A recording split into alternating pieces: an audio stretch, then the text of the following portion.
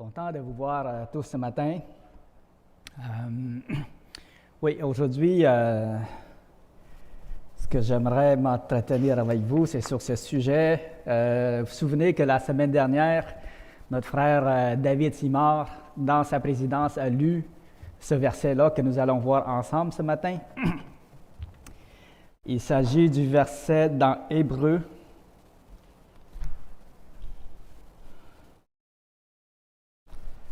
Hébreux 10. On peut le lire ensemble.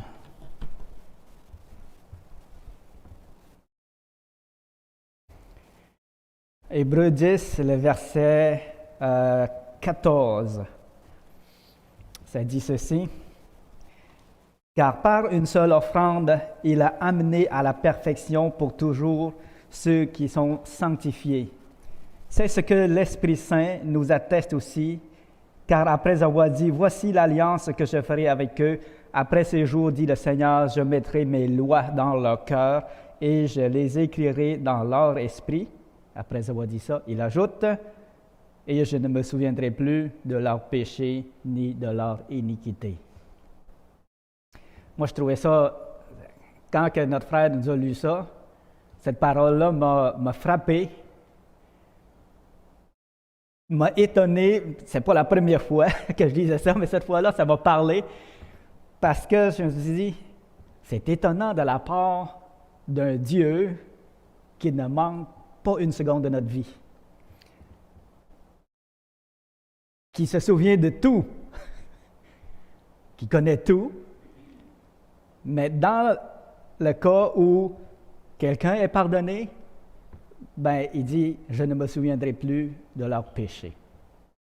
Dans le cas où quelqu'un est en Jésus, qui a été purifié, lavé par le sang de Jésus, par son sacrifice, il dit, je ne me souviendrai plus de leurs péchés. De la part de celui qui enregistre tout. Wow!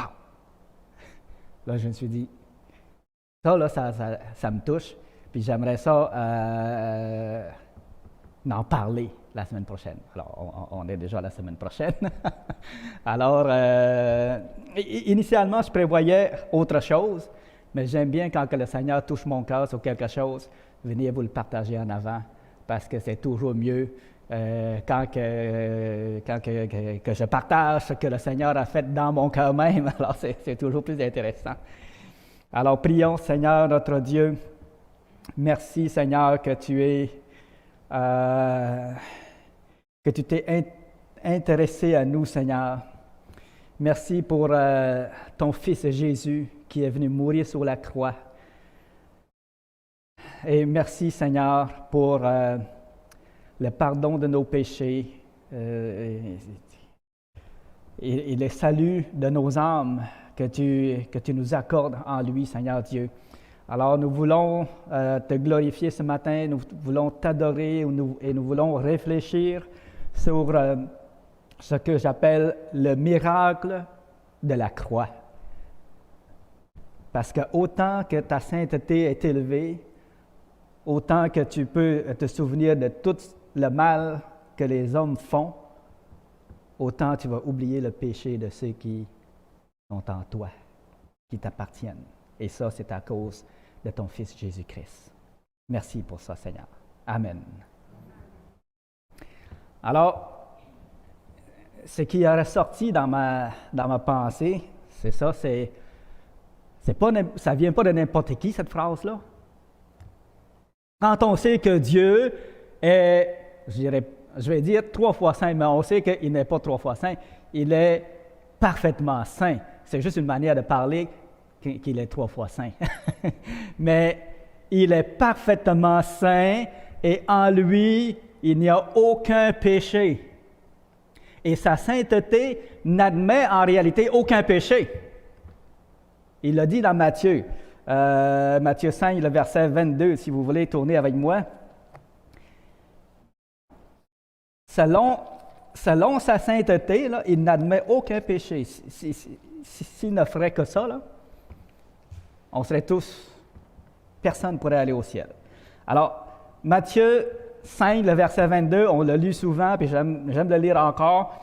Ça dit ceci: « Mais moi, je vous dis que quiconque se met en colère contre son frère mérite d'être puni par les juges. » Hey, on se met en colère, on pêche déjà. « Que celui qui dira à son frère Raka mérite d'être puni par le Sanhédrin, et que celui qui dira insensé mérite d'être puni par le feu de la géhenne. » Voyez-vous comment que Dieu est saint? Il est tellement saint qu'un seul petit péché, que nous on dirait, « Oh, c'est juste un petit péché, regarde. » Mais un seul petit péché nous ferait mériter le feu éternel. Parce que dans sa sainteté n'admet aucun péché. Puis là, ce Dieu-là, qui est saint comme ça, vient nous dire, « Je ne me souviendrai plus de ton péché. » Wow! Vous vous souvenez aussi, dans la parole, là, dans Ésaïe 6, le verset 3, ça dit ceci: « Saint, Saint, Saint est l'Éternel des armées, toute la terre est remplie de sa gloire. » Et un autre verset, dans Apocalypse, ça dit: « Saint, Saint, Saint est le Seigneur Dieu, le Tout-Puissant, celui qui est, qui était et qui vient. » Toute la Bible, moi, de ce que je vois, c'est une histoire d'amour entre Dieu et son peuple. Puis le grand obstacle à cet amour-là, là, c'est le péché. C'est le péché. Du début de la Bible jusqu'à la fin, il est question de quoi? Il est question du péché. Que Dieu ne peut pas accepter ça. Il ne peut pas vivre avec ça à cause de sa nature sainte. Ça ne s'allie pas ensemble.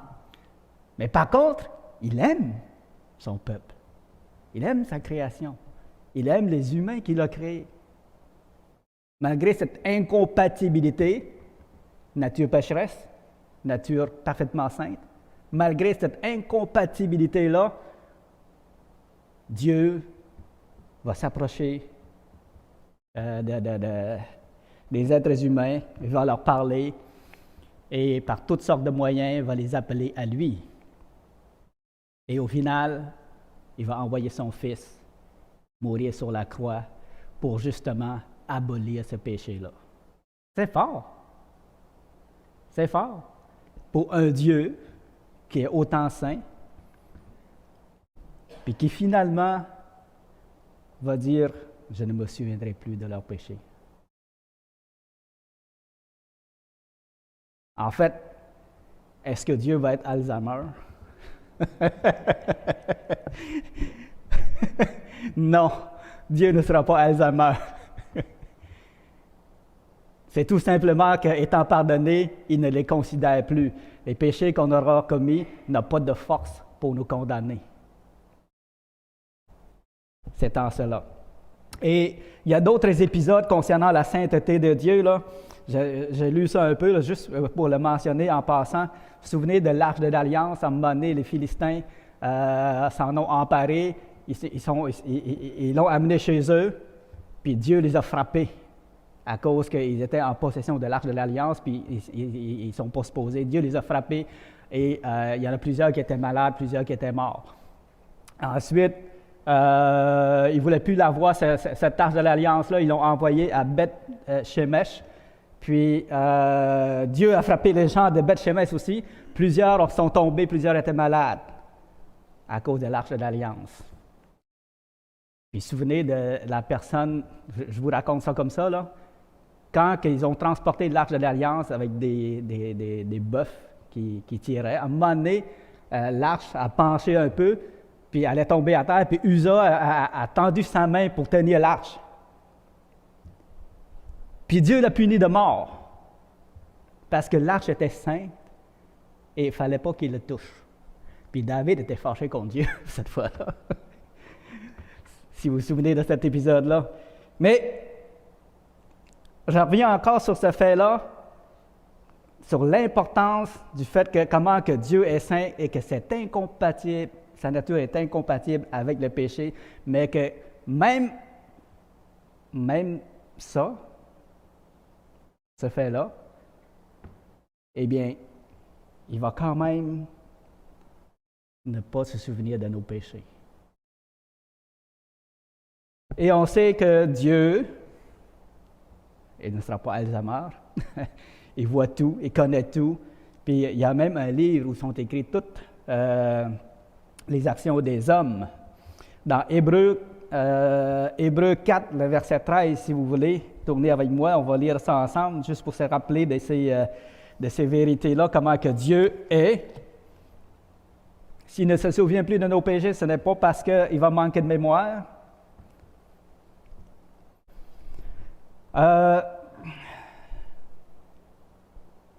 Hébreux 4, le verset 13. « Nulle créature n'est cachée devant lui, mais tout est à nu et découvert aux yeux de celui à qui nous devons rendre compte. » Alors, il connaît tout.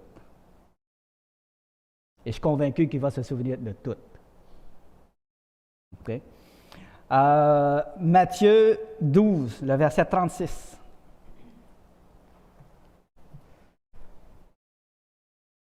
C'est une autre déclaration étonnante.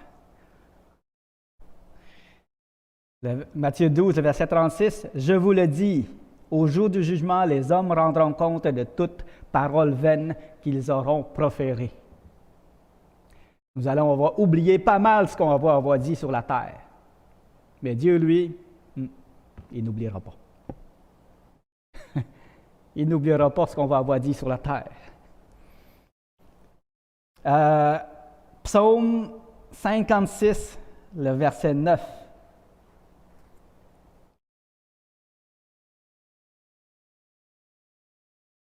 Psaume 56, le verset 9.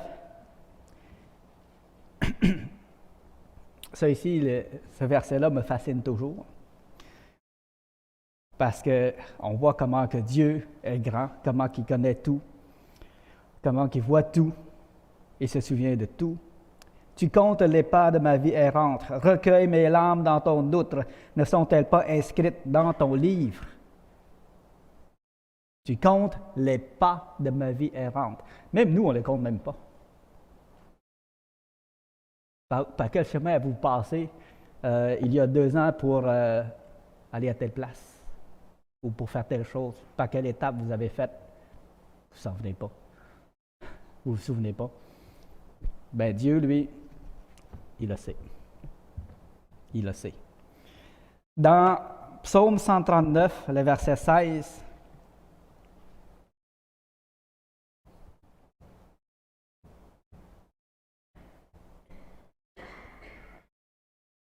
Psaume 139, le verset 16. « Quand je n'étais qu'une masse informe, tes yeux me voyaient, et sur ton livre étaient inscrits tous les jours qui m'étaient destinés, avant qu'aucun d'eux n'existât. » OK?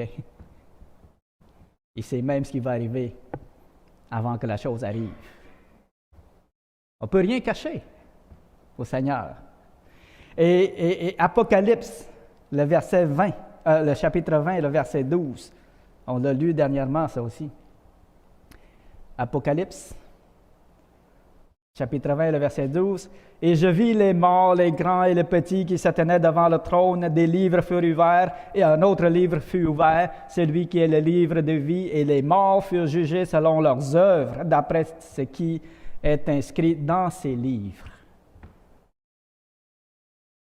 Alors, Dieu ne manquera pas de mémoire pour se souvenir de tout ce que les hommes font ou ont fait.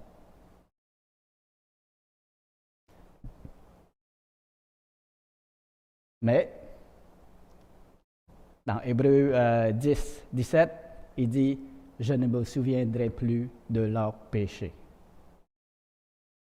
Ça m'amène à un autre... ça m'amène à louer Dieu pour une autre chose, c'est combien le sacrifice de Jésus est grand, combien il est efficace. Parce que c'est son sacrifice qui va faire ça. C'est à cause du sacrifice de Jésus qu'il ne se souviendra plus de nos péchés.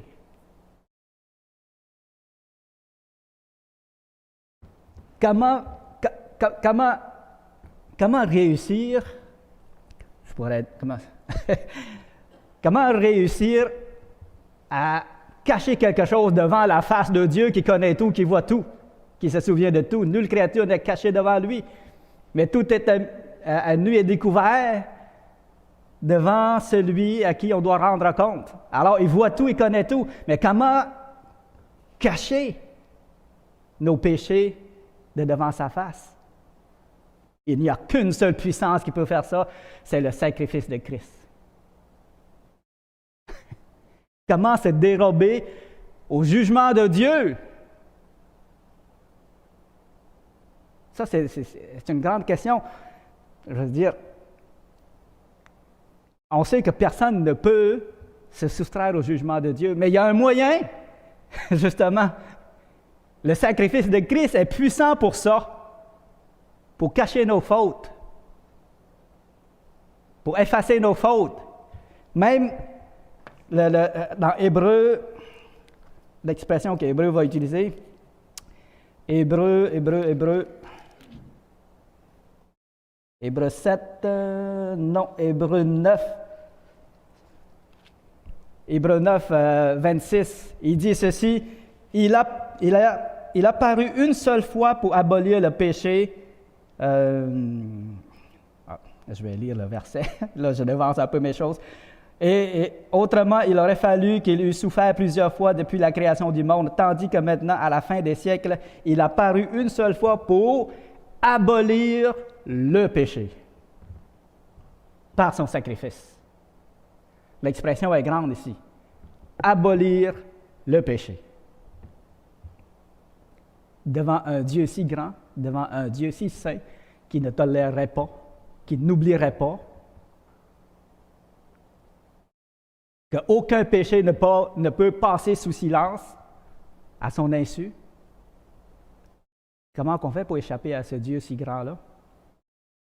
Bien, il y a Jésus-Christ, il y a son sacrifice puissant qui nous permet de nous réfugier en lui, puis de nous cacher en lui, puis d'être à l'abri du jugement et de la condamnation de Dieu. Puis ça, la semaine dernière, quand j'ai réfléchi à ça, j'ai dit « Wow! C'est vraiment fort le sacrifice de Jésus. C'est vraiment puissant. Réussir à nous cacher de la colère de Dieu. » Si vous lisez dans l'Apocalypse, quand la colère de Dieu arrive, là, il va y avoir des hommes qui vont vouloir se cacher, qui vont dire aux montagnes, « Tombez sur moi ». Ils vont même vouloir mourir, ils vont vouloir fuir de loin de Dieu, de loin de la colère de Dieu, se sauver du jugement de Dieu, mais ils ne pourront pas. Ils ne pourront pas. Qui peut se sauver de Dieu? Personne. Personne. Alors, ce que j'aimerais faire ressortir ici, c'est que personne ne peut se sauver de la colère de Dieu, mais le sacrifice est puissant pour nous garder,